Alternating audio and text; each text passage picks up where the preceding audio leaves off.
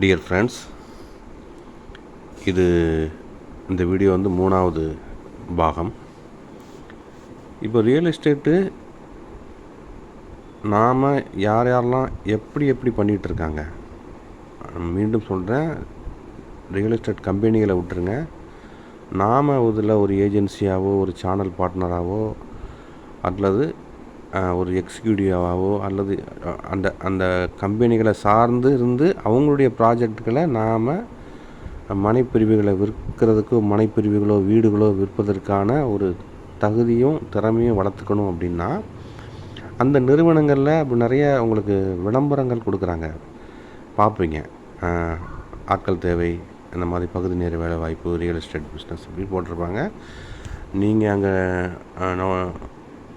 உள்ளே நுழைஞ்சி முதல்ல தலையை நுழைக்க வேண்டாம், மூக்கை மட்டும் நுழைச்சி பார்த்துட்டு அங்கே உள்ள விஷயங்கள் எப்படி இருக்குன்னு தெரிஞ்சு அங்கே உள்ள நாற்றங்களோ நல்ல விஷயங்களோ எதுவும் மனசுக்கு படலைன்னா தாராளமாக தலையை வெளியே எடுத்துருங்க. ஏன்னா தனிப்பட்ட ரீதியில் வாடிக்கையாளர்களை அவங்க தேர்ந்தெடுக்காமல், அதாவது வாடிக்கையாளர்களை பிடிக்காமலே மார்க்கெட்டிங் ஆட்களை வைத்தே தான் அவங்க பிஸ்னஸ் பண்ணிகிட்டு இருப்பாங்க. அங்கே லீடர் கேட்டகரியில் இருப்பாங்க. அவங்களுக்குன்னு ஒரு தனிப்பட்ட ஒரு வாடிக்கையாளர் கூட இது வரைக்கும் கிடச்சிருக்க மாட்டாங்க. உங்களை மாதிரி உழைப்பாளிகள் இருக்காங்க பார்த்தீங்களா, நீங்கள் கஸ்டமரை பிடிச்சிக்கிட்டு வாங்க, கூட்டிகிட்டு வாங்க, தெரிஞ்சவங்க அறிஞ்சவன்ட்டு சொல்லுங்கள், உங்கள் ஃபோன் புக்கில் இருக்கிறவங்கள கூப்பிடுங்கன்னு நம்ம ஃபோன் புக்கில் இருக்கிறவனையும் நமக்கு விரோதியாக மாற்றக்கூடிய மாதிரியான பழக்க வழக்கங்களை அவங்க கற்றுக் கொடுத்துருவாங்க. அதனால் நான் எதுக்கு சொன்னேன்னா, தலையை நுழைச்சிடாதீங்க, மூக்கை மட்டும் நுழைங்க அப்படின்னு. நாம் தோல்வி அடையாமல் இதெல்லாம் ஒரு வகையான தோல்விகள் தான். அவன் சொல்லி கொடுக்குறதெல்லாம் நாம் கற்றுக்கணும், அதை பின்பற்றணும்னு அவசியம் கிடையாது. நம்மளுடைய இது வரைக்கும் ஏற்பட்ட அந்தஸ்தும் நமக்கு ஏற்படுத்தி வச்சுருக்கிற கௌரவமும் குறையாமல் ரியல் எஸ்டேட்டு ஒரு கண்ணியமாக வெற்றியாகவும் பண்ணணும். அப்படின்னா நாம் சில கொள்கை கோட்பாடுகளை வகுத்துக்கணும். அவங்க சொல்கிறதெல்லாம் பின்பற்றணும் அவசியம் இல்லை. ஏன்னா நீங்கள் நான் ஒரு கம்பெனிக்கு போன நண்பர்களே, நான் அப்போ அங்கே கேட்டேன். சகோதரி ஒருத்தர் இருந்தாங்க, நல்லா பேசுகிறாங்க, அருமையாக பேசுகிறாங்க. டெய்லி ஒரு 20-30 பேரை கன்சல்ட் பண்ணுறாங்க. அதில் ஒரு 4 பேர் 5 பேர் வராங்க. வெறும் ஒரு ரியல் எஸ்டேட்டில் நுழையணும், பிஸ்னஸ் பண்ணணுங்கிற கேரக்டரை மட்டும்தான் அவங்க சந்திக்கிறாங்க. ஒரு தனிப்பட்ட ஒரு வாடிக்கையாளரை அவங்க சந்திக்கிறதே இல்லை. அந்த வாடிக்கையாளருக்கு ப்ராஜெக்ட் நாலேஜி, இதை சொல்லணும் அதை சொல்லணும், இப்படி இடம் இருக்குது வாங்கன்னு வாரத்தில் ஒரு நாளோ கொண்டு போய் கஸ்டமரை காமிச்சிருக்கிற வாய்ப்பே இல்லை.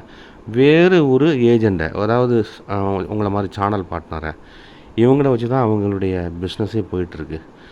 சார் இதுதான் சார் நான் பண்ணுறேன், இது வரைக்கும் எனக்கு தனிப்பட்ட ரீதியில் வாடிக்கையாளர் நான் கொண்டு வந்தது கிடையாது சார், எனக்கு இந்த மாதிரி உங்களை மாதிரி லீடர்ஸ் கொண்டு வர்றதான் சார் அப்படின்னாங்க. ஆனால் பெண்களுக்கு இது ஒரு அமைப்பு தான். நல்ல பேசும் ஆற்றல் இருந்ததுன்னா, இப்போது ஒரு சிறிய ஒரு இன்சென்டிவ் கிடைக்கிது அப்படின்னா, உதாரணத்துக்கு எடுத்துங்களேன், ஒரு ஒரு தொகை வருதுன்னா, ஒரு பிளாட்டில் கிடைக்கிற தொகையை இப்போ நீங்கள் 5 வாடிக்கையாளர் அவங்க கொண்டு வர வச்சு உங்களுக்கு கிடைக்குதுன்னா அது ஒரு விதமான வருமானம். அது ஓப்பனாக நம்ம இந்த மாதிரி இவ்வளோ கிடைக்குதுன்னு நம்ம சொல்ல முடியாது. ஒரு கம்பெனி ஒரு ரேஞ்சில் கொடுக்கும். உதாரணத்துக்கு சொல்கிறேன், ₹1 அவங்களுக்கு கொடுக்குறாங்க அப்படின்னா இவங்களுக்கு ஒரு 20 காசு போகும். இந்த லீடர் அவங்களுக்கு மேலே உட்காந்துக்கிட்டு இருப்பாங்க, 80 காசு உங்களுக்கு கிடைக்கும். ஆனால் உங்களை மாதிரி 5 பேர் இருந்தாங்கன்னா 5-2 ₹1 அவங்களுக்கு தனியாக கிடச்சிருது. இப்போ மாதத்துலேயோ 2 மாதத்துலேயோ. அதனால் தாராளமாக அவங்க 40 நாளைக்கு ஒரு வாடிக்கையாளர் ஒரு ஏஜென்ட் மூலம் ஒரு பிஸ்னஸ் கிடைச்சாலே போதும் அவங்களுக்கு.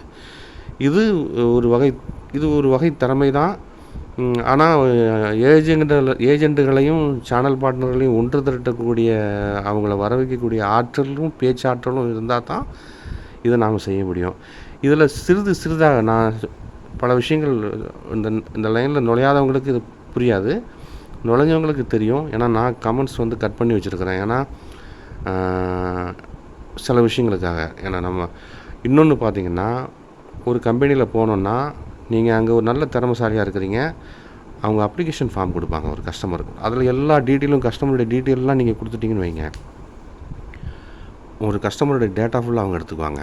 இதெல்லாம் எனக்கு ஆரம்ப காலத்தில் நமக்கு தெரியாமல், ஒரு வாடிக்கையாளர் ஒரு தடவைக்கு மேலே நாம் ஒரு 5 வருடம் 6 வருடம் கழித்து மீண்டும் நிச்சயமாக ஒரு இடம் வாங்கணுன்னோ அல்லது அவங்க சொந்தக்காரங்களுக்கு இடம் வாங்கணும், ஒரு நபருமே 5 வருடங்கள் காத்திருந்தீங்கன்னா அவர் இன்னொரு கஸ்டமராகவோ அல்லது இன்னொரு கஸ்டமரை தரக்கூடிய